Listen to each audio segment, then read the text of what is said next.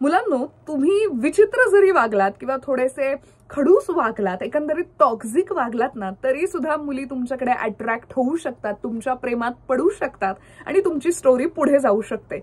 म्हणजे विचित्र वागून सुद्धा हे असं कसं, हेच आजच्या व्हिडिओमध्ये मी तुम्हाला एक्सप्लेन करणार आहे. त्यासाठी व्हिडिओ शेवटपर्यंत बघत राहा. आणि हो, अजून सुद्धा सबस्क्राईब केलं नसेल तर ते करून टाका, तरच फायदा होईल. ओके तुम्हाला.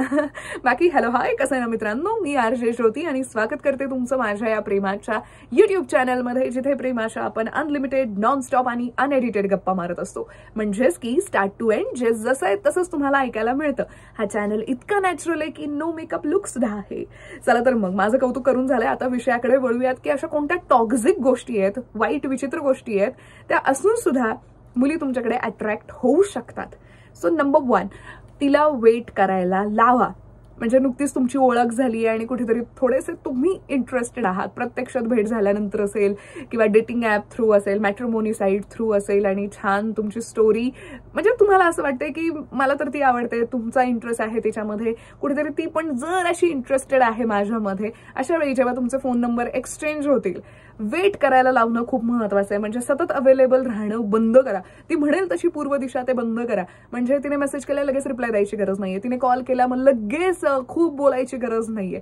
थोडंसं म्हणजे तुम्हाला असं वागायचंय की हा बाबा मी इतका उतावळा नाहीये. तुम्ही जर का सतत अवेलेबल राहत असेल तिच्यासाठी तर तुमची व्हॅल्यू कमी होते आणि मग एकंदरीत त्या मुलीच्या डोक्यात असं जातं की हा तर काय सतत अवेलेबलच असतो माझ्यासाठी, ग्रँटेड घ्यायला सुरुवात होते आणि कुठेतरी तुम्ही बोरिंग वाटायला लागता आणि मग नकोसे वाटायला लागतं आणि मग ती मुलगी तुम्हाला सोडून जाते.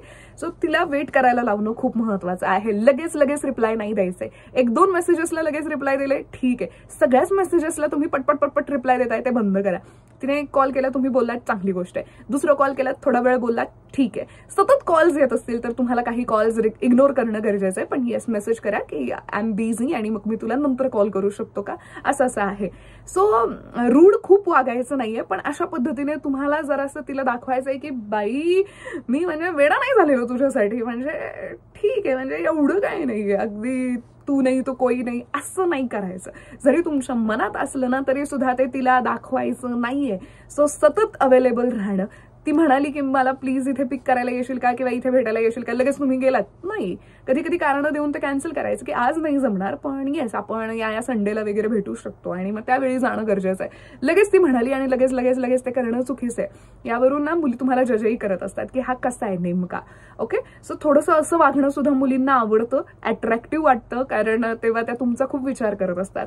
मेसेज आला नाहीये सो इतका वेळ का नाही आला, मग काय झालं असेल वगैरे वेगवेगळ्या गोष्टींचा विचार करत असतात. हे तुम्हाला सुरुवातीच्या फेजमध्ये वागायचंय. जेव्हा ती तुमची प्रॉपर गर्लफ्रेंड बनेल किंवा बायको बनेल तेव्हा असं नका करू, नाही तर खूप मार खाल. सो दुसरी गोष्ट त्यामधली ती म्हणजे की थोडासा तिला भाव कमी देणं, अटेन्शन कमी देणं. तुम्हाला ती खूप प्रचंड आवडते, मला मान्य आहे, पण ते तुम्हाला तिला पुन्हा एकदा सांगते दाखवायचं नाहीये, खूप भाव द्यायचा नाहीये. म्हणजे की सतत बाबा तू कसली भारी आहेस वगैरे हे असलं करायचं नाहीये. म्हणजे करायचं, यात काही शंकाच नाहीये, पण ते जरा लिमिटमध्ये करायचं. म्हणजे तुम्ही एक दिवस केलं चांगली गोष्ट आहे, लगेच दुसऱ्या दिवशी पण सेम करायची गरज नाहीये. सतत तीच गोष्ट जेव्हा होते ना तेव्हा ती बोरिंग वाटायला लागते. आज तुम्ही छान फ्लर्टिंग वगैरे केलं, तिला छान वाटलं, तुम्ही म्हणालात की तू खूप सुंदर आहेस, तू खूप छान आहेस आणि एकदम छान आहे. आज झालंय ते, दुसऱ्या दिवशी लगेच ते सेम रिपीट नको आहे.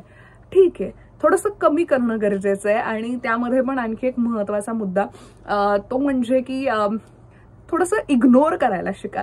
म्हणजे तुम्ही जराशी तिला सवय लावलीत स्वतःची, म्हणजे तुम्ही बोलताय, चॅटिंगवर असेल, फोनवर बोलणं असेल आणि मग एक दिवस नाही बोलायचं तिच्याशी. मुद्दामून करतोय असं नाही, सांगायचं की मी बिझी आहे, असं काम आहे मला, असं काहीतरी कारण द्यायचं. पण येस, कुठे तुम्ही पकडले नाही जाणार अशा पद्धतीने जरा कारण द्या.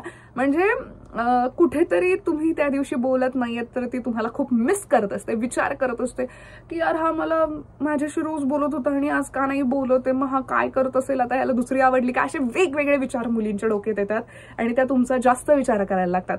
आणि तुम्ही थोडंसं इग्नोर केल्यानंतर जेव्हा पुन्हा मेसेज किंवा कॉल करता आणखी त्या तुमच्याकडे अट्रॅक्ट होतात. तुम्ही त्यावेळी सॉरी म्हणायचं नाहीये.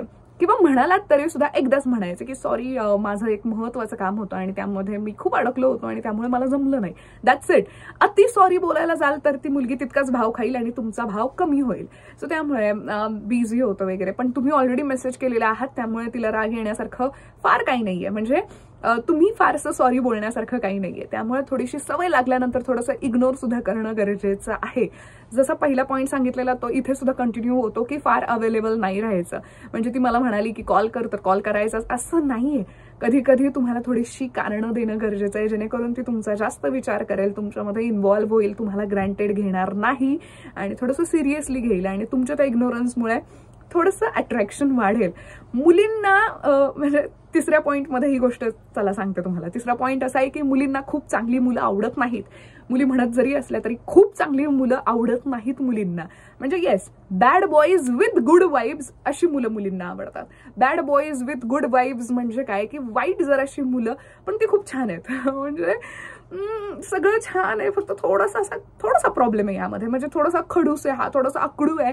पण जेव्हा तुम्ही खडूस अकडू असता तेव्हा ते अट्रॅक्शन वाढतं. भाव देणारा मुलगा आवडण्यापेक्षा मुलींना भाव जरा कमी देणारा मुलगा आवडतो. हे काहीतरी वेगळंच आहे लॉजिक, पण येस हे खरं लॉजिक आहे.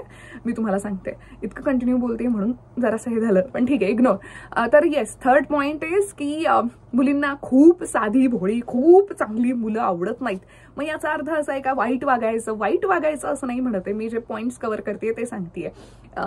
सो मुलींना थोडेसे अकडू खडूस, जिथे थोडीशी आर्ग्युमेंट करता येईल, थोडंसं भांडता येईल, किंवा तुमच्या बोलण्याला फारसं अटेन्शन दिलं जात नाहीये, जास्त महत्व दिलं जात नाहीये. जो मुलगा थोडंसं तुम्हाला टीज करतो, थोडंसं असं चिडवतो, तुमच्या थोडासा कमीपणा काढतो. इन्सल्ट नाही, इन्सल्ट वेगळा, कमीपणा वेगळा. सो अशा पद्धतीची जी मुलं असतात ना, ती काय माहिती मुलींना अट्रॅक्टिव्ह वाटतात आणि ते अट्रॅक्शन वाढतं. सो सतत अवेलेबल राहणं बंद करा, थोडा वेट तिला करायला लावा, भाव देणं जरा कमी करा. हे सगळं तुमच्या मनात असताना सुद्धा तुम्हाला तुमच्या मनावर ताबा ठेवायचा आहे. जेव्हा तुम्ही हे कराल ती मुलगी आपोआप अशी तुमच्यामध्ये इन्व्हॉल्व्ह व्हायला लागेल. ओके, आणि मस्त कूल राहा, बिंदास राहा. खूप सोप्या भाषेमध्ये सांगायचं झालं तर बरेच असे मूवीज आहेत. फॉर एक्झाम्पल रणबीर कपूरचा आहे, जसं की ये जवानी है दीवानी मध्ये तो कसा कूल बिंदास असतो. अशा पद्धतीची मुलं सुद्धा मुलींना आवडतात की ये बंदा तो अच्छा आहे. काही गोष्टी याच्यातल्या विचित्र आहेत पण तेच मला भारी वाटतंय. सो अशा पद्धतीने राहायला शिका. खूप खूप खूप छान मुलं मुलींना आवडत नाही. ओकल्यासारखं होतं यार, किती चांगला आहे हा, झेपतच नाही चांगलेपणा. आपण 2025 मध्ये आहोत, कोणाला चांगलेपणा झेपत नाही, त्रास होतो. आणि चांगल्या मुलांचा इथेच प्रॉब्लेम होतो की मी तर चांगला आहे मग काय, नाही चांगली मुलं फारशी आवडत. थोडंसं त्यामध्ये तिखट मीठ असायला हवं, फक्त गोड गोड असून चालणार नाहीये. सो त्यामुळे तुमच्या मनात कितीही प्रेम असलं त्या मुलीसाठी तरी सुद्धा तुम्हाला अशा पद्धतीने थोडं वागायचंय. पण येस, सिच्युएशन बघा, नाहीतर मग उगाच पहिल्या दिवसापासून असं वागायला लागलात तर मग सगळी गडबड होईल. मी तुम्हाला तेव्हापासून सांगत नाही, जेव्हा थोडी सुरुवात होईल तेव्हा सांगतेय.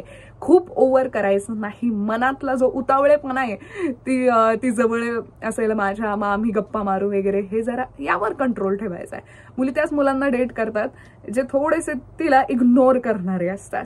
म्हणजे थोडासा भाव पण देतात आणि थोडंसं इग्नोरही करतात. अशी मुलं म्हणजे तुम्ही बघितली असेल की यार तुमच्या नजरेत एखादा मुलगा वाईट असतो पण त्या मुलीच्या नजरेत छान असतो, कारण तो तसा वागतो, तो 50-50 वागत असतो, चांगलाही आणि थोडासा वाईटही. सो ते मिक्सचर जे असतं ते मुलींना अट्रॅक्टिव्ह वाटतं. फक्त छान नाही आवडत, फक्त वाईट मुलं नाही आवडत, मिक्सचर जे असतं ना ते आवडतं. सो अशा काही गोष्टी आहेत त्या तुम्हाला लक्षात घ्यायच्या आहेत. खूप ओव्हर करायला जायचं नाही, कधीच खूप प्रेम करायचं नाही, कधीच खूप भाव द्यायचा नाही. पण हे सुरुवातीच्या फेजसाठी आहे. ती गर्लफ्रेंड झाली किंवा मग ती बायको झाली तर मग हे असं चालणार नाही. स्पेशली लग्नानंतर तर नाही चालणार. ओके, गोष्टी बदलतात. सुरुवातीच्या फेजला जोपर्यंत ती तुमची गर्लफ्रेंड किंवा बायको होत नाही तेव्हा तुम्हाला जरासं असं वागायचं आहे. पण येस, असं वागताना म्हणजे मी जसं सांगितलं की थोडंसं असं करा तसं करा, पण कुठेही तुमच्या त्या बोलताना असं नाही वाटलं पाहिजे की हे तुम्ही मुद्दामून करताय. ओव्हर करताय. बोलण्यामध्ये तेवढा कॉन्फिडन्स असला पाहिजे की येस बाबा मी अशा अशा गोष्टींमध्ये बिझी होतो, मला जमत नाहीये, आणि खूप एक्सप्लेन करायचं नाही, अति एक्सप्लेनेशन द्यायचं नाही. आणि या सगळ्या गोष्टी तुम्ही जेव्हा हे सगळं ट्रायल चालू असतं ना, तेव्हाच कळतं तुम्हाला की खरंच बाबा ही मुलगी मला हवी आहे की नको, पटतंय की नाही, जे काही असेल ते. सो ह्या गोष्टी लक्षात ठेवा. ओके, सो कॉन्फिडन्स असला पाहिजे. कॉन्फिडन्स सोबतच सगळं बोला. किंवा जर का तुम्ही कॉलेजचे असाल तर मग घरी हेच झालं तेच झालं सगळं काहीच सांगायची गरज नाहीये. शॉर्टमध्ये सांगायचं, शॉर्टमध्ये सांगायचं. निबंध ऐकायला कोणाला आवडत नाही, मुलींना तर नाहीच नाही, कारण मुलींमध्ये खूप कमी पेशन्स असतात. स्पेशली जेव्हा ज्या मुलाला ती डेट करणार असते किंवा डेट करत असते त्या तशा वेळी तर खूपच कमी पेशन्स असतात मुलींमध्ये. सो सगळं एक्सप्लेन करायची गरज नाहीये. तुमचं आयुष्य येते, सो तुम्हाला जेवढं वाटतं तेवढं सांगायचं की येस मी बिझी होतो, माझ्या बाबांनी हे काम सांगितलेलं, माझ्या आईने हे काम सांगितलं होतं, म्हणजे XYZ काम सांगितलं होतं, दॅट्स इट. मग मी हे केलं, मग ते केलं, सकाळी उठलो, हे सगळं सांगायची काही गरज नाहीये. दवाखान्यात गेलेलो, ते महत्वाचं काम होतं, मला नाही बोलता आलं हे. आणि जेव्हा मी सांगितलं तुम्हाला की फोनवर पण जास्त बोलू नका, थोडंसं इग्नोर करा, तिला स्वतःची सवय लावा आणि इग्नोर करा थोडंसं. सो अशा वेळी सुद्धा तुम्ही कुठे पकडले नाही जाणार ना, याची पुन्हा एकदा मी सांगेन, नीट काळजी घ्या. आणि एक मेसेज करून ठेवा की सॉरी मला आज फोनवर नाही बोलता येणार. मेसेज केल्याने ती मुलगी तुमचा विचार करत असते, यार याने मेसेज पण केलाय पण याच्याशी बोलायचंय सुद्धा, यार हो काय करू मी, म्हणजे हा चांगला पण वागतोय वाईटही वागतोय. सो अशा वेळी तुमच्याबद्दलचे विचार तिच्या डोक्यात खूप येतात आणि मग अट्रॅक्शन वाढतं. जर का तुम्ही कॉल केलात तर मग ती भांडायला सुद्धा लागू शकते, किंवा तुम्ही मेसेज सुद्धा नाही केला, कॉलही नाही केला, तर मग तिला राग येऊ शकतो, मग ती तुम्हाला सोडून जाऊ शकते.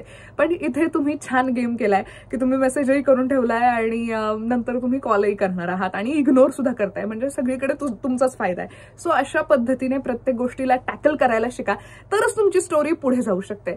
खूप महत्वाचा मुद्दा आज मी कव्हर केलेला आहे. या गोष्टींकडे लक्ष द्या. आणि हो, फेशियल एक्सप्रेशन सुद्धा जसं मी मगाशी सांगितलं खूप मॅटर करतात. मुद्दामून तुम्ही चेहऱ्यावर आव आणताय की मला असं वागायचंय, तर ते करू नका, तेव्हा पकडले जाल. ओके, कॉन्फिडन्स चेहऱ्यांमध्ये, फेशियल एक्सप्रेशन्समध्ये आणि तुमच्या बोलण्यामध्ये सुद्धा असायला हवा. ओके, तुम्ही ड्राईव्ह करत असाल, तिच्यासोबत लॉंग ड्राईव्हला जात असाल, कुठेही जात असाल, खायला प्यायला जे काही करणार असाल, प्रत्येक वेळी खूप ओव्हर करायची गरज नाहीये. कंट्रोल, स्वतःला सांगायचं मी ओव्हर करतोय, जरा कंट्रोल कंट्रोल कंट्रोल. जेव्हा तुम्ही कंट्रोलमध्ये असताना ती मुलगी आपोआप तुमच्याकडे अट्रॅक्ट होते. म्हणजे तुम्हाला असं वाटतं की मी खूप केल्यानंतर ती माझ्याजवळ येईल, नाही. तुम्ही इग्नोर केले ती तुमच्या जवळ येईल, तुम्ही ओव्हर केलं ती तुमच्यापासून दूर जाईल, तुम्ही काहीच नाही केलं तरी दूर जाईल. सो नॉर्मल राहायला शिका. म्हणजे जसं मी सांगितलं की थोडंसं प्रेम, थोडंसं इग्नोरन्स, हे असं असेल तरच मजा येणार आहे. म्हणजे गाडीत गेलात आणि तुम्ही लगेच तिचा हात पकडलात, रोमॅन्टिक गोष्टी सुरू केल्यात, नाही, ते बोरिंग वाटायला लागतं. छान गाणं लावलं, तिच्याकडे थोडंसं असं छान नजरेने बघितलं, तिचा इंटरेस्ट वाढेल, कदाचित ती तुमचा हात धरू शकेल. सो या गोष्टींकडे लक्ष द्या की तुम्हाला तुमच्या भावना ज्या आहेत त्या बाहेर जास्त काढायच्या नाहीयेत. ओके, अशा पद्धतीने तुम्हाला त्या मुलीसोबत वागायचं आहे जेणेकरून तिकडून सगळ्या गोष्टी घडायला लागतील. ती सगळं काही करेल तुमच्यासाठी. सो अशा पद्धतीने तुम्ही विनर होऊ शकता. म्हणजे एक मुलगी असून मी तुम्हाला ह्या सगळ्या टिप्स सांगायला नको होत्या, पण ठीक आहे, सांगितलंय, त्याचा फायदा करा आणि ऑल द बेस्ट. सगळं काही छान हो तुमच्या आयुष्यात, हीच इच्छा.